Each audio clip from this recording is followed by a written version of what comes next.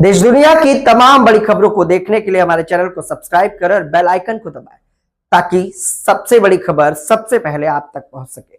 आइए आपको दिखाते हैं इस वक्त की सबसे बड़ी खबर। बीजेपी सांसद कंगना रनौत की टिप्पणी को लेकर कांग्रेस नेता प्रतिभा सिंह ने तीखी प्रतिक्रिया दी है।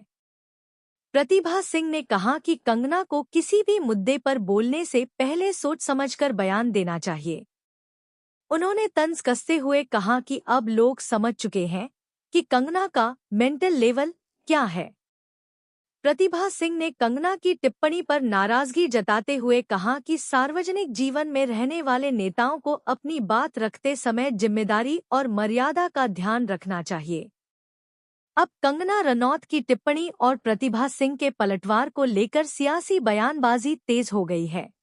देखिए, बहुत ही शर्मनाक बात है कि हमारी एमपी होते हुए वो इस तरीके की बात करें और हमारे लीडर्स को कंपेयर करें पाकिस्तान से। और इस तरीके का जो बयानबाजी है, ये पहली बार नहीं, जब से वो बनी है, जब से वो प्रेस को फेस कर रही है, उनकी हर बात का मजाक उड़ता है, हर बात कंट्रोवर्शियल होती है।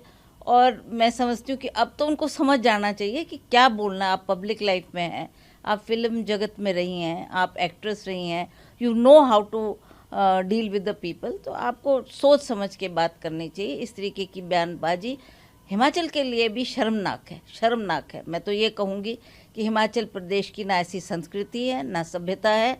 उनको ये बात जाननी चाहिए और इस तरीके की बयानबाजी करके उन्होंने बहुत ही शर्मिंदगी लोगों में की है और लोग इसको ठीक तरह से नहीं ले रहे हैं, जो कि आने वाले समय में भी सबको इसका एक सबक सीखना चाहिए। और वैसे तो बीजेपी के लोग, चाहे इनके लीडर्स हैं, चाहे कोई इशू उठाकर उस पर अड़शट बोलते हैं, जो कि हमारा कांग्रेस का कल्चर नहीं है। हम ऐसी बात ना करते ना सुनते।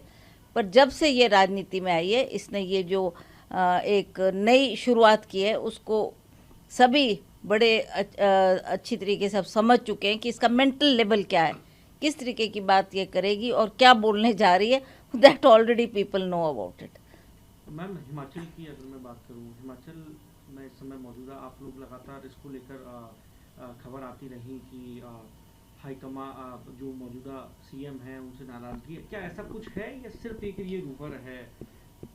देखिए, हमारी कोई नाराज़गी नहीं है। वो हमारी गवर्नमेंट के मुख्य हैं, हमारी सरकार के मुख्य हैं। हम लोगों ने उनको चुनकर सीएम बनाया है, तो इसमें नाराज़गी तो कोई बात ही नहीं।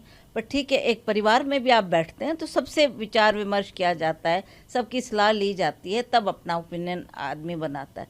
तो उसी तरह से जो हमारा, चाहे सरकार की बात लें, चाहे संगठन की बात लें, तो हमें भी ये लगता है कि कहीं ना कहीं विचार विमर्श जरूर होना चाहिए, सलाह मशवरा होना चाहिए।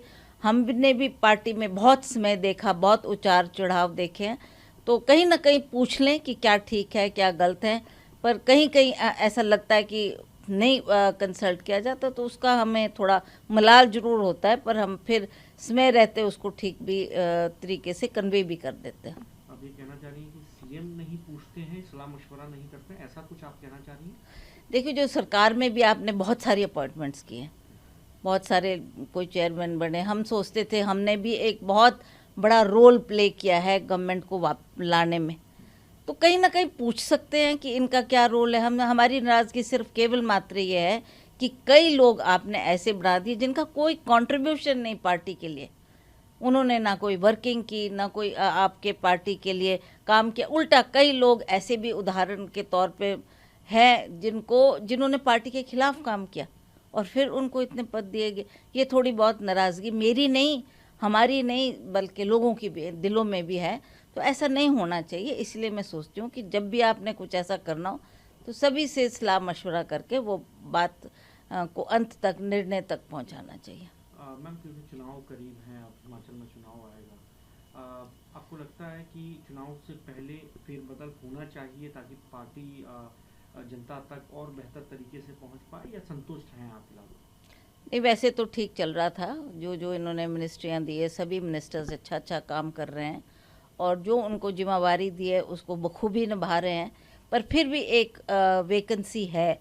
12 सीटें होती हैं ना जिसमें मिनिस्टर एडजस्ट होते हैं, तो एक स्टिल लाइंग वेकेंट। तो कईयों की उम्मीद है कि हमें बनाया जाए और उन्होंने माननीय मुख्यमंत्री से बात भी की होगी, तो उन्होंने एश्योरेंस भी दिया है कि जल्दी इसमें फेरबदल होगा। तो आई डोंट नो, अब जल्दी करते होंगे।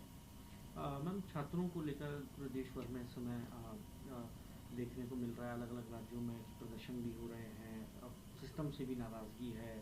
झारखंड में भी ऐसा देखने को मिला। हालांकि राहुल जी ने चिट्ठी लिखी, हेमंत सोरेन ने पर्सनली मिलकर उनसे बातचीत की और वो प्रोटेस्ट अब लगभग खत्म होने की कगार पर है।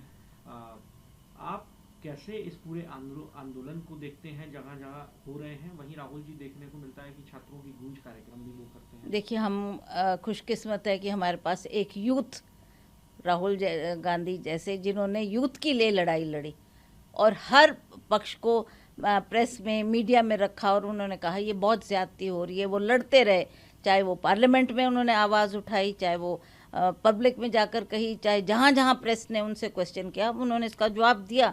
और हमें खुशी है कि वो जो ये स्टूडेंट्स का एजिटेशन था उसमें उन्होंने बढ़ चढ़ के भाग लिया, उनके एजिटेशन में बैठे, उनके दुख दर्द जानने गए और उसको रिजॉल्व करने के लिए जो उन्होंने झारखंड में एक बहुत इम्पॉर्टेंट कदम उठाया, उसके लिए हम उनको बधाई भी देते हैं। और हमें खुशी है कि उनकी ने जो ये कदम उठाया उसकी वजह से वहाँ पर वो एजिटेशन ख़त्म हुआ। तो इसी तरह से हम चाहते थे, जो सेंटर में भी एक बवाल उठा था ये स्टूडेंट्स का, और उनकी नाराज़गी चाहे वो जो उनके मिनिस्टर थे उनसे थी, चाहे नीट एग्ज़ाम में जो धांधली हुई उसमें थी, क्योंकि बहुत बच्चों का फ्यूचर उसमें इन्वॉल्व था।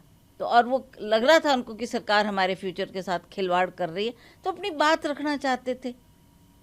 अगर उनकी बात सुन लेते, चाहे हमारे बड़े लीडर्स, चाहे बेशक प्राइम मिनिस्टर है, होम मिनिस्टर है, मिनिस्टर्स है, कोई ना कोई आके उनसे वार्तालाप करता, उनकी बात सुनता, उनका दुख दर्द जानता, उसको तत्कालीन वहाँ पर समाप्त करने का प्रयास करता, तो ये एजिटेशन इतना ना बढ़ता।